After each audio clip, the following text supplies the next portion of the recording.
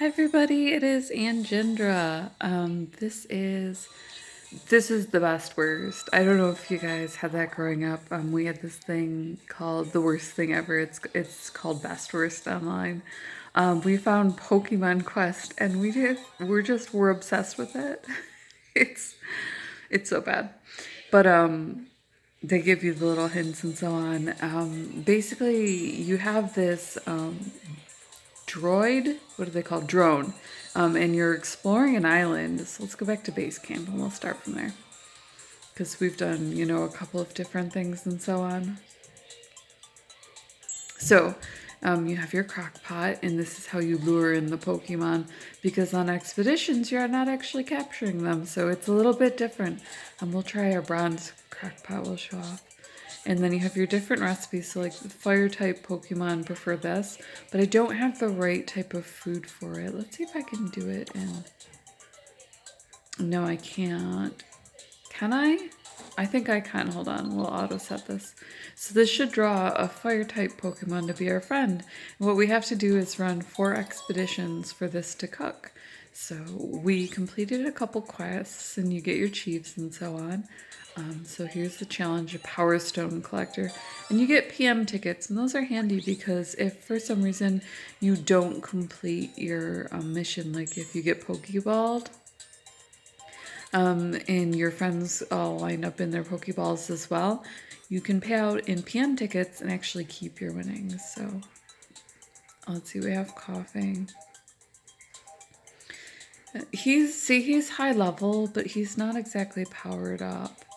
You can see who I've taken for runs. I think we'll keep our current team for right now, and I'll just show you one of the expeditions. I love cubic style graphics. For me, it's an excellent compromise between 8-bit and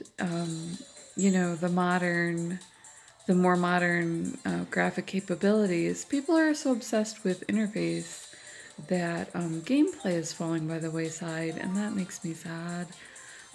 So I'm glad to see that so many people are embracing this simple cubic style, especially because we have where you can skin it now. Oh, I have to, hold on, I have to go back and hook my Pokemon up. We can't have this, friend. I don't have the most powerful stones in my Pokemon. Oh, I didn't have to go to base camp for that. So I got protected fast, so they changed up the names a little bit and so on, so that it's it's not Digimon, but it's pretty clearly a knockoff, where they're not trying to mess with anything. He actually already, hold on, he has everything that's better than that already. So Parasect has the hookup. What else do we have? Shelder is my bruiser, so is my Paladin. So he just basically sits there and he gets wailed on, but he holds. So really just a great full Pokemon if you do get into the game. And then there's Wigglypuff. He did start off as, I think, Jigglypuff. So he was one of our level ups. And then we can just, hold on, we can recycle. So let's move me. I'll be here. I'll be like third person omniscient or whatever this is. And then we can recycle some of these, whoops, and run a mission. They're called expeditions because what you're doing is exploring the island, and you're collecting food and so on to get the wild Pokemon to come into camp. So it is very sciencey. There's a measure of consent even when you do ethnographic expeditions like you see in Lara Croft and so on. Archaeologists, anthropologists, social scientists, they're all supposed to follow these rules because there aren't exactly consent forms. Because what you're doing is examining something in its natural environment. So whenever you get into something that's ethnographic in nature, and that's the sort of science that it follows, then here, I'll go ahead and I'll turn them off of. Sometimes when I grind, I just run them on auto. So they do have the different powers that you can use. You can grind through on auto, which is a nice feature. So like if you're stuck on a board and you know that you just need to run it like 6, 7 times, and that's such a frustrating thing. You hit auto and it does that for you. That's handy. Some JRPGs do have that. And since they're turn-based, I know American culture really appreciates that feature, because we don't have that very Asian style. Well, America's more Asian than pretty much any other European country except for Russia. I joke that the zombie apocalypse already happened there, so we went back and we got them. Um, they're pretty darn Asian, but we have a lot of things that are like that, but this is not one of them. We don't have that social structure where waiting in line is normal for us, and we even occasionally appall Europeans in that we don't naturally queue for a bus and so on.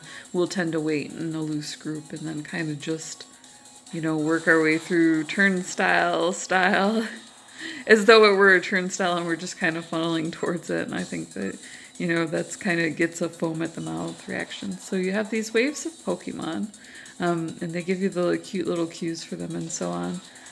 So more Pokemon approaching, or you'll have wave cleared and so on. Now this is a boss level, so we do stand to win some very powerful power stones, which we can use to boost our front line here, or to boost up a new Pokemon if we do want to add him to our exploratory lineup. And you can see all the cute little animations and everything like that. Like I said, Cubic is extraordinarily popular. You even see that as far back as the Ultimas. Some of their better game styles were the Cubic. I think the Ultima 5? Ultima 6. And then he had 2 spin-offs thereof, where he actually used the same game engine, which Richard Garriott was absolutely lauded by his peers for not doing. He used the same game engine, but he did it to produce 2 spin-offs in worlds that weren't Sosaria or Britannia, as it came to be known after Lord British took over. So he had tried for a science fiction based, and it wound up so fantasy that I felt like the poor guy wanted to, go back and try again, and he really got a chance with Savage Empire and with Mars, Mission to Mars, Ultima. All I know is it says Mars on the opening screen. I've actually played it. It's a cute game, where he definitely went more sci-fi in that one. See, now Wigglytuff just got Pokeballed, but what he'll actually do is have a chance to rejoin the fray. So it's got really different combat aspects. For instance, the absence of a trainer, because you have this omniscient scientist who speaks to you through your Mevo, which is your drone, which is also in the shape of a Pokeball. Only it's a cube, so not a direct knockoff. A little bit too close for my copyright conscious, self, just because I'm so involved in computers that I'm really used to that, so looking for that sort of thing to kind of point it out to people. We had a moderator back in the day named Scorpia. You may recognize the name if you're an old school gamer, and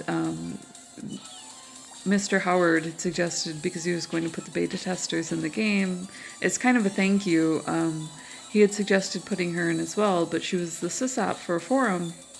And I mentioned to my father, Scorpio is a strikingly similar name to a lot of the monikers that were used in an up-and-coming fantasy modular world that was D&D in style, which was the Forgotten Realms of Faerun.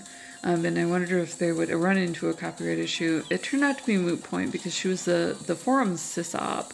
So while she really enjoyed working on the game and getting that sneak peek, we can use PM tickets and keep our Power Stone. She, bowed out of it because she felt it would be a conflict of interest between, being a sysop for CompuServe was voluntary. She was an extraordinarily professional woman who had pursued a career in computer games via games journalism. And then, we still get our rewards for going on that, even though we lost, because it's an expedition. So we got a Move Master challenge that we beat. If we go back to base camp, we'll see that our cooking has evolved, even though I don't really know that Drew Barrymore was as great an actress as people say she was. I see a lot of little girl moves in her acting.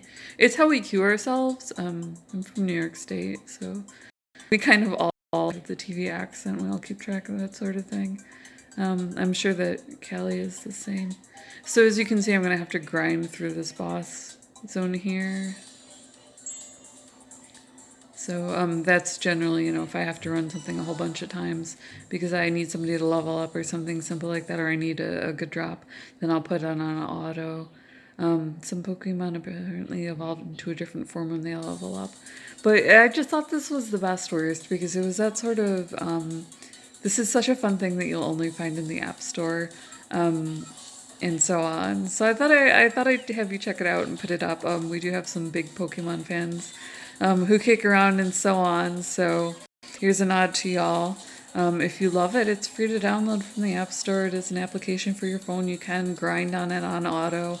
So it does have that slight very American twist to it. I'm Aunt Ginger. This is what to play next. We loved having you along for the ride. We will see you in the next video. Hit the subscribe button, hit like, comment, talk to us about gaming. And as always, much love. Stay inside, stay safe, game on.